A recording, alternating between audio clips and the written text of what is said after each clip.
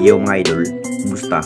Mantrek mga sport, sabihin nga pala, ating pag-usapan, breaking news, Barangay Nebra, final decision, Terence Romeo to Hinebra at Jisoo David, tutuloy ng i-trade ng Barangay Nebra. So pag magsisimula na nga rin ang paghahanda ng ating Barangay Nebra para sa pinabagong 50 season ng ating liga na Commissioner Cup, masasabing hindi pa rin biro sa paghuhugot matapos naharbat na nga rin ang nasabing bigman ng 6'8" na si Kenmat Carreño. Napunta na nga rin ng Barangay Nebra kapalit sa nasabing player na si Bin Adamos.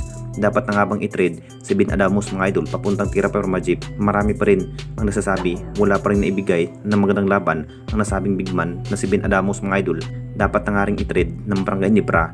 Masasabing mas lalo pang pinalakas ang magiging chemistry ng ating Jing Kings dahil na parang hindi pa rin sapat sa paparting na Commissioner Cup mga idol ang magiging lineup. Ang plano sana, kukuhanin na nga ba ang nasabing star player na si Terence Romeo mga idol. Alam na nating lahat, hindi pa rin naglalaro sa ating liga ang nasabing guard player na si Terence Romeo mga idol matapos binitawan ng SMB at napunta ng Tira Majip at hindi na rin nirenew ng bagong kontrata ng Tira Majip mga idol matapos hindi na rin naglalaro ang nasabing player na si Terence Romeo sa ating liga.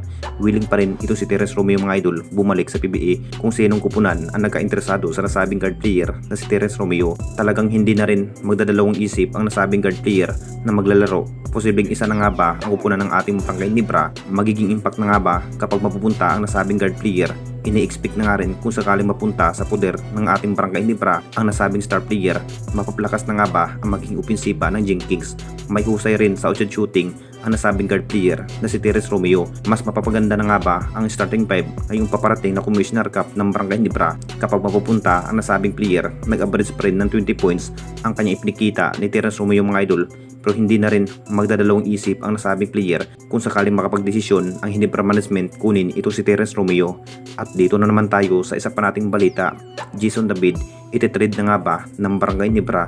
Alam na natin lahat mga idol, masasabing ito na nga ba ang inihintay ng lahat kung saan babaguhin na nga ba ang magiging line-up ng ating Jing Kings na i-trade yung hindi man lang gaanong makakaambag sa upunan ng ating Jing Kings. Masasabing isa na nga ba ang nasabing player na si Jisoo David balak ng i-trade ng ating Barangay Nebra? Hindi pa rin mabibigyan ng sapat na mahabang playing time ang nasabing player na si Jisoo David. Talagang isa na nga ba ang nasabing player sa napili bilang trade asset? Nakita naman nating lahat sa naging performance sa nasabing player. Masasabing hindi pa rin sapat ang nasabing player na mabibigyan ng mahabang playing time. Dapat na nga bang i-trade ng Barangay Nebra ang nasabing player na si Jisoo David?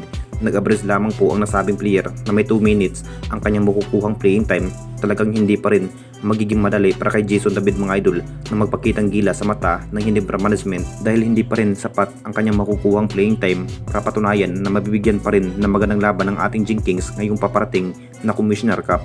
Matutuloy na nga ba na matrade ang nasabing guard player na si Jisoo David? Anong masasabi ninyo mga idol tungkol sa ating video?